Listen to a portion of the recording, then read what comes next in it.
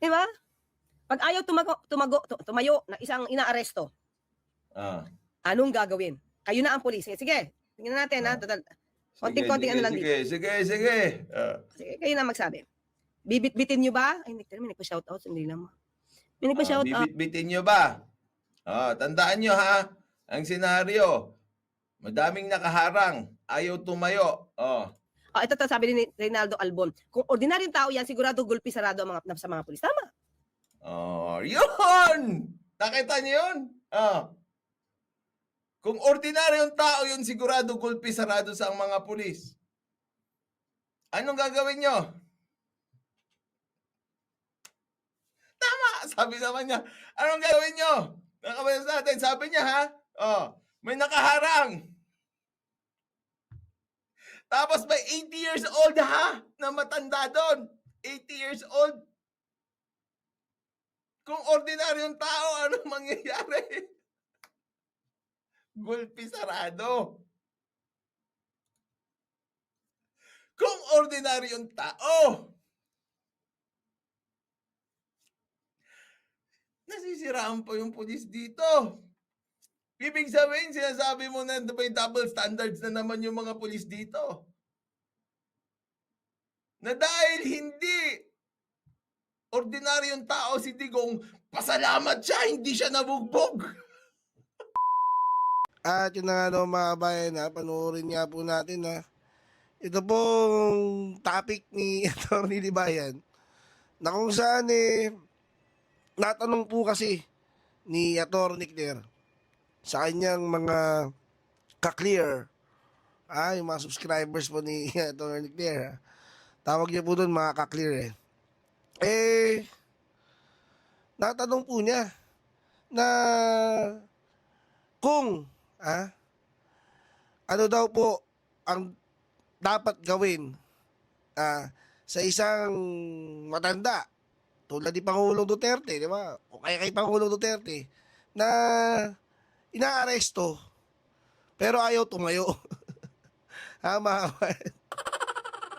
Kasi sabi nga po ni Atty. Claire, naging parang considerate pa. Itong si General Torre. Doon sa pag-aresto kay Pangulong Duterte. Kumbaga, ibinigay pa daw po lahat Kumbaga, maswerte pa si Pangulong Duterte, nakatikim daw po nung ganun. Parang ganun po yung lumalabas Parang pag iba daw po ang inaaresto, diba? Hindi naman daw po nakakatikim ng ganun. Maswerte pa nga daw po si Pangulong Duterte, nakatikim ng inabot na kay General Torre. Tapos natanong po yung mga netizen, mga kabayan, kung ano pong gagawin, kung ayaw tumayo. May isang ka-clear na nagsabi na pag ordinaryong tao, gulpi sarado na daw sa mga pulis pag ayaw tumayo. Na talagang with precision na talagang sabi pa niya yung Atty. Claire, tama daw. Ganun ba katindi mga pulis natin, mga kabayan? Ito, hindi ko na po kayo, hindi na tayo papaligoy-ligoy pa, panoorin na po natin ito. Atty. Libayan, pasok! Maganda nga si Kayo nagre-resurrect. Pero tignan nyo, wala. Ngayon, ito ang issue ko rin kay Atty. Claire. Mukhang masyado siyang nag-i-enjoy. Kasi nga, yung mga nanonood sa kanya, mga kabatas natin, kahit yung mga haka-haka niya o yung mga tsuri niya, hindi na maganda ang dating sa mga tao, sige lang ng sige. Finiture natin dito, last time, yung kanyang mga patutsada sa judiciary dito sa Pilipinas. Sinasabi niya na mas maganda doon sa ibang bansa, sa dahig, sa ICC, kaysa dito sa Pilipinas. Kasi dito sa Pilipinas, nadadaan sa palakasan, nadadaan sa pamumulitiko, di ba? Tapos ganun daw ang mangyayari sa kaso ni Duterte. Kaya, mas gusto niya, siya lang kapag doon daw sa ICC. Eh ako naman mga kabatas natin bilang alagad ng ating Supreme Court dito sa Pilipinas, pinakita ko rin sa inyo na hindi mga kabatas natin maayos ang ICC kumpara sa korte natin dito sa Pilipinas. In fact, pinatunayan ko na lang dun sa unang-unang punto pa lang na kapag ikaw ay huhuliin at i-detain sa ICC, 6 na buwan kang madidetain bago ka makakuha ng iyong pangunahing hearing na itatry yung kaso mo. Kasi tandaan nyo yung initial appearance na yon, mga kabatas natin, wala lang yun. That's not actually the hearing. Pinaliwanag rin yun mismo nung judge na hindi yun yung hearing kasi nagre-raise ng mga issues na o concerns. Itong abogado nila na si Attorney Medaldea, sinabi nung judge ng ICC, hindi yan yung tamang panahon para gawin yan. Hindi ito. Kasi ang gagawin lang natin dito, ipapakita lang si Duterte, no? Tapos sasabihin sa kanya yung mga kaso laban sa kanya at kung siya nga ay nakakaintindi dun sa mga kaso na yon, kung na-inform siya, bla bla bla bla, ganun lang. Hindi yon hearing. Tapos binigyan siya ng hearing mga kabatas natin after 6 months. Sinabi ko sa inyo dito sa Pilipinas, mas maganda dito. Kasi nga, kapag ikaw ay akusado dito, re-respetohin ka. Kasi nga, meron tayong right to be presumed innocent until proven guilty. Isipin mo mga kabatas natin, kauhuli pa lang sa'yo, kulong ka na ng 6 months. Makatarungan ba yan? Tapos ngayon, ang gagawin nyo, pagyayabang nyo na mas maganda sa ICC. An example ko rin sa inyo yung nangyari kay Doc Adam. 'Di ba? Kung saan, nung nandoon siya at kinasuhan siya sa Australia, pati yung mga nasa comment section na nag-comment laban doon kay Doc Farah, siya yung nakasuhan. At ayon sa batas kasi nila doon, responsibilidad daw nila yon. So ngayon sabihin nyo sa akin na bulok ang sistema dito sa Pilipinas o bulok ang justice system dito sa Pilipinas. Meron pa tayong continuous trial in criminal cases na kung saan kapag mapaperpekto natin doon, wala pang 1 buwan tapos na yung hearing mo.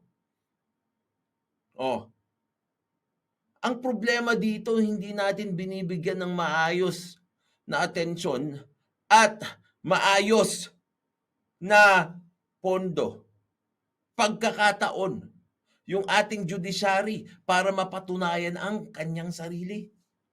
Kasi nga itong mga prejudice na meron tayo, tapos ganyan pa yung sasabihin ni Attorney Claire.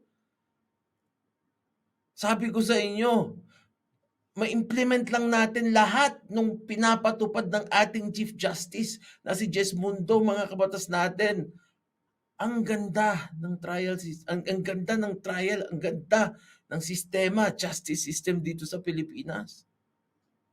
Bulok lang yung mga ilang tao, pero mga kabatas natin, kapag magkakaroon tayo ng pagkakataon para linisin yung mga yan, we are one of the best.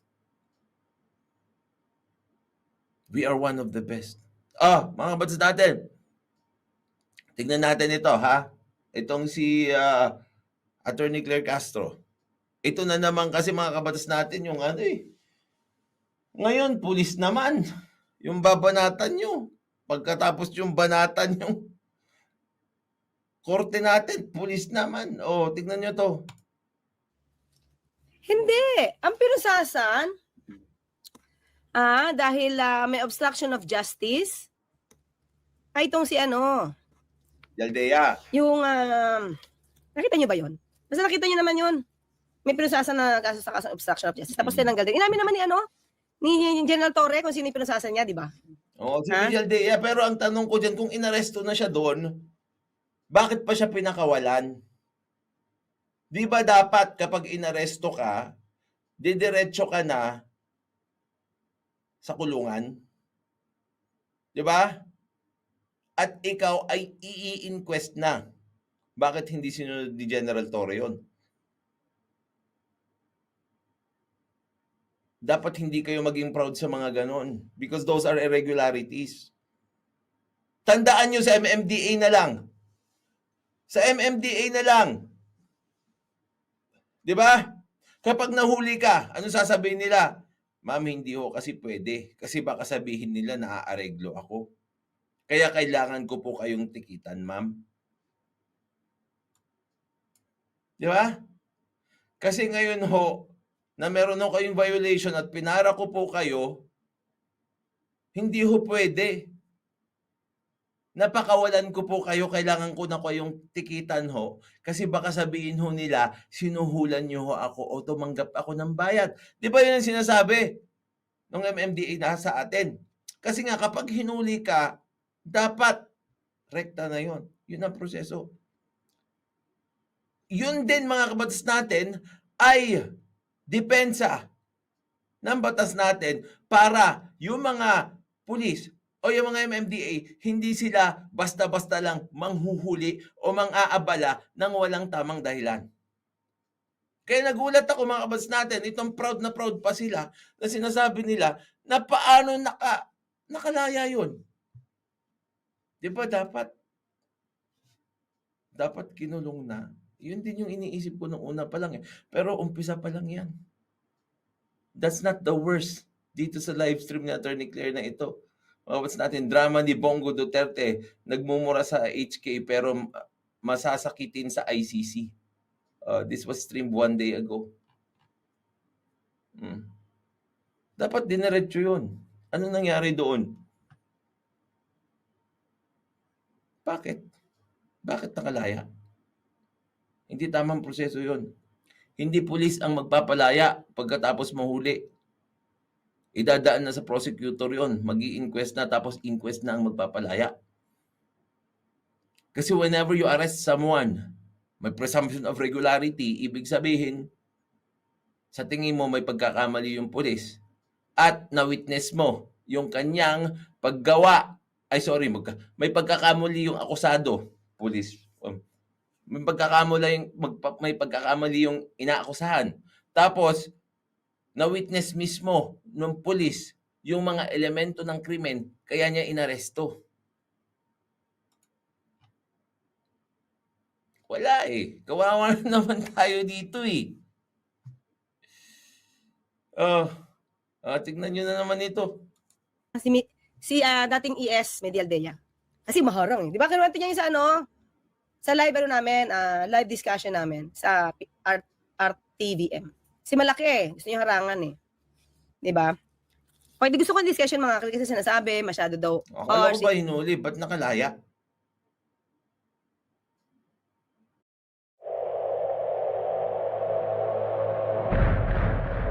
Some people look at Sonny Hayes. Ganun lang naman yun eh. Idaan natin lahat. Ito kasi ang problema natin, no? Ito rin ang problema ko sa mga pinklawan ngayon. Di ba?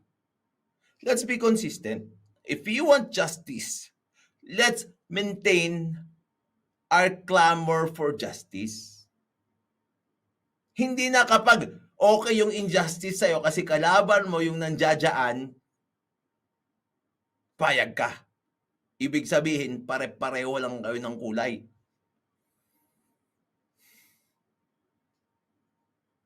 Wala kayong pinagbago. Magkaiba lang kayo ng bakuran. Hindi ko naman sinasabing lahat na pinklawan. Marami akong kaibigan na pinklawan. Pero I called them out. Tama lang yan. Sabi nila, what? Siya nga, ang dami niyang pinatay na wala namang katarungan. Buti pa nga siya eh. Hindi pa siya pinapatay. Wow! So, ibig sabihin nga pare-pareho kayo. Kunwari lang yung kulay nyo. Pero, nasa magkaiba lang kayo ng parte ng bakod. Ito rin, tingnan natin. General Torre. Actually, 10 o'clock, tama ba? Kung mga 10 o'clock, basta umaga pa lang, na-aresto na nila eh.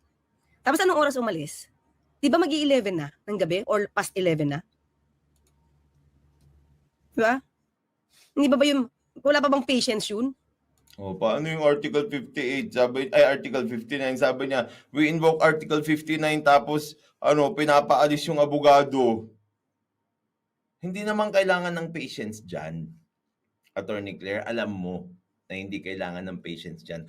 Ang kailangan dyan, due process. Bakit patience ngayon ang pinagkakalandakan nyo sa mga tao? Bakit patience? Kasi nga, wala naman sa batas yung patience eh. Nakalagay ba doon na ang manghuhuli na pulis ay dapat may patience? Meron ba? Wala. Di ba?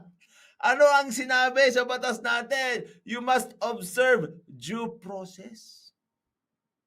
Bakit hindi yon ang ating ipaglaban? At sabihin sa lahat na sunod ang due process dyan.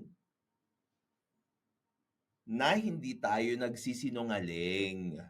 Kasi nga, sinasabi nyo naman na nasunod ang due process. Walang problema doon. Madaling sabihin yun eh. Pero yung sundin yung due process, yun yung problema. Hindi natin ito yung sinasabi rin ni General Torre doon. Sinasabi ni General Torre, sino bang nakapunta dito sa presidential suite na ito? Eh lahat naman na doon. Ngayong araw, ang dami naming hinuli. Kayo lang napunta dito sa presidential suite. Bakit? Bakit?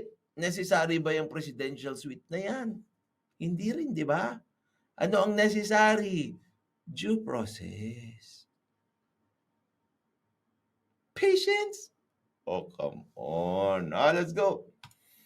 Di ba? Kung anong sabihin ni dating Pangulong Duterte. Minsan teka po yun. Wala kasi akong mga video ng iba eh. Di ba sabi niya, I want to lecture on this. Di ba nakinig sila General Torre? Kailangan lang kasing buhatin. Di ba? Kailangan na lang buhatin si dating Pangulong Duterte kasi ayaw niya sumama. Di ba? Ayaw niya sumama. Oh. Titake up ko yan minsan. Ayaw niya sumama. So, anong gagawin? Eh, di bubuhatin kung ayaw tumayo. Di ba? Sige, wala namang problema. Basta sundin yung tamang proseso. Di ba? Happy na kayo, pero hindi naman sinunod yung proseso. Puro iba-iba ang sinusumbat nyo na in-extend nyo sa kanya. Samantalang hindi naman yun yung required ng batas. Di ba? Hindi naman pwede, may huhuliin ka, tapos dadalhin mo sa isang 5-star hotel, tapos ilalagay mo sa suite. Tapos sasabihin mo, dinala na nga kita dito sa suite eh. Ang ganda-ganda, ang daming pagkain dito, may aircon, ang ganda ng view, magrereklamo ka pa. Hindi, sir, gusto ko lang po due process. Due process? Ano po naman yan? Nabigyan ka na nga ng priority above all other prisoners. Naging pasensyoso na kami sa iyo. Imbis na huliin ka na namin ngayon, inantay pa namin ng 24 hours bago ka i-turn over sa prosecutor. Patient na kami sa iyo. Ay hindi o sir, due process lang gusto ko sir, due process lang. Hindi, reklamador ka masyado.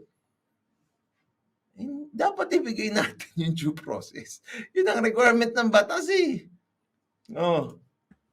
Nagpapaano eh, nag-i-implement ng warrant of arrest, alangan. Pag hindi tumayo, sige mga kaklear, kayo na mag-isip, kayo na ang pulis. Ito yung the best dito. Mga kaklear daw yung mag-iisip. Walang hiya din itong mga kaklear na to eh. Tumutol phonetics din itong mga to eh. Tapos sasangoy yung pa si Attorney Claire. Ewan ko sa inyo Ayaw tumayo. Nakaharang lahat. Sabi niyo nonsense, entitled kayo masyado. Due process pa Ayaw tumayo, nakaharang agad. Nakaharang lahat. Kaklear, kayo na mag-isip, kayo na ang pulis. Ayaw tumayo. Nakaharang lahat. Ikumpara niyo yung community natin mag-isip. Blurred. Anong gagawin nyo? Ayaw gagawin nyo. Sige. Na mag-isip, kayo na ang pulis. Ayaw tumayo. Nakaharang lahat. Ayaw tumayo, nakaharang lahat. Nag-i-implement ka ng tama ng valid warrant of arrest. Anong gagawin nyo? Okay, nag-i-implement ka ng valid na warrant of arrest. Anong gagawin nyo? Tingnan natin kung anong gagawin ng mga ka-clear ha. Nasasang-ayunan ni Attorney Claire. Diba? Hindi naging madali ang trabaho ni General Torre nung mga oras na yun. Hindi madali. Lagi ang trabaho ng pulis. Kaya nga lagi kong protektahan yung mga pulis na yan, no? Diba? Pag ayaw tumayo na isang inaaresto, anong gagawin? Kayo na ang pulis. Sige, tingnan natin ha. Konting-konting ano lang dito. Sige. Sige, kayo na magsabi. Bibit-bitin nyo ba? Ay, may nagpa-shoutout. Sandali lang mo. May nagpa-shoutout. Bibit-bitin nyo ba? Tandaan nyo ha, ang senaryo, madaming nakaharang, ayaw tumayo. Ito, si Tigs Tolentino. Shout out po, kababayan ko po ang asawa. Taga Naga, Tigs Tolentino. Thank you. MUG, hello. Mamaya ka na umalis, MUG. Dalawang ayan, nandito na si Rebecca Lagmay. So, tingnan ko yung mga sagot testo. Magsagawa na. Ito, tabingin sa mga sagot. Importante ito, mga kapatid natin. Tutukan nyo, ha? Mga kaklear yan. Kung kayo mismo ang pulis at naatasan kayo na umaresto, magsagawa ng pag-aresto, at ayaw tumayo, diba? At hinaharangan, anong gagawin nyo? Ano? Diba, meron dito sinabi si wait lang ha. Ano? Wait, nasaan ba yan? Meron dito sinabi dati si Pangulong Duterte. Hindi yan topic natin. Well, anyway, saka na lang. May video ako niya kung anong, Ayan, isa kayo sa, nasaan na yun? Nasaan na yun? Isa kayo daw sa wheelchair, nasaan na yun? Wala tuloy. Ang bilis kasi. Ba't ang bagal mag-isip ng mga yan? Ito sabi ni Reynaldo Albon. Kung ordinaryong tao yan, sigurado gulpi sarado ang sa mga pulis. Tama. Yun! Nakita niyo yun? Kung ordinaryong tao yun, sigurado gulpi sarado sa mga pulis. Anong gagawin nyo? Tama! Sabi naman niya, anong gagawin nyo? Nakabayas natin, sabi niya ha? May nakaharang. Tapos may 80 years old ha? Na matanda doon. 80 years old. Kung ordinaryong tao, ano mangyayari? Gulpi sarado. Kung ordinaryong tao, nasisiraan po yung pulis dito. Ibig sabihin, sinasabi mo na may double standards na naman yung mga pulis dito. Na dahil hindi ordinaryong tao si Digong, pasalamat siya, hindi siya nabugbog.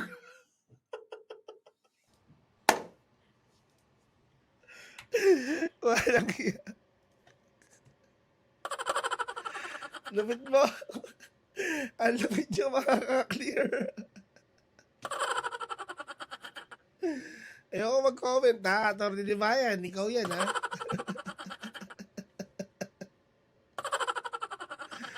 Lupit. Tignan nyo, tama daw, seryoso pa siya. Nako, mukha ba siya nagbibiro? Panoorin natin ulit. Isa kayo daw sa wheelchair, nasaan na yun? Wala tuloy. Isa kayo daw sa wheelchair, sabi niya, di okay pa yun, di ba? Isa kayo sa wheelchair, mabubuhat eh. Pero, hindi na tama yan. Alin ang tama? Bilis kasi. Ito sabi ni Reynaldo Albon. Kung ordinaryong tao yan, sigurado gulpi sarado ang sa mga pulis. Tama. Tama. Ano?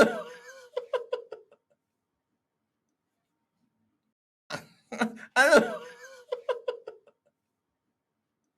Kapal ng mukha mo. 80 years old yun Well, sige, sabihin na natin, ordinaryong tao. Paano ka magiging ordinaryong tao? Hindi ka ex-president. Sige, sabihin natin, magbabalot. Ay, mga example ni Raffy Tulfo to eh. Magbabalot o tricycle driver na 80 years old. Ayaw tumayo. Uhuliin. Ano mangyayari? Gulpi sarado, sigurado. Tama. Talino na mga mga ka-clear. Talino yung mga yan. Ang bilis ng tama, di ba? Tama. I love you, Yusik Claire. Ang bait niya talaga. Kaya, bugbog sarado. Tama agad. Ano masisiraan naman yung mga pulis dito. Na iniisip nyo na ginagawa lang nila yung pagiging pasensyoso nila dahil dating Pangulo yung kanilang hinuhuli. Pero Ang pinaka-point kasi dito mga kabayan, hindi naman po kailangan ni Pangulo Duterte yung mga nagsasabi na pasensya. Totoo naman po siya sabi na Atty. Libayan, ang kailangan po ni Pangulo Duterte due process na hindi po naipagkaloob po talaga sa kanya. Alam po ninyo yun eh. Alam niyo po yun, mga abogado po kayo eh. At alam niyo po na dapat sa Korte ng Pilipinas, dinala po muna siya. Ha? Yun po yun mga kabayan. O paano po ha? Huwag niyo po kalimutan mag-subscribe kay Atty. Libayan ha.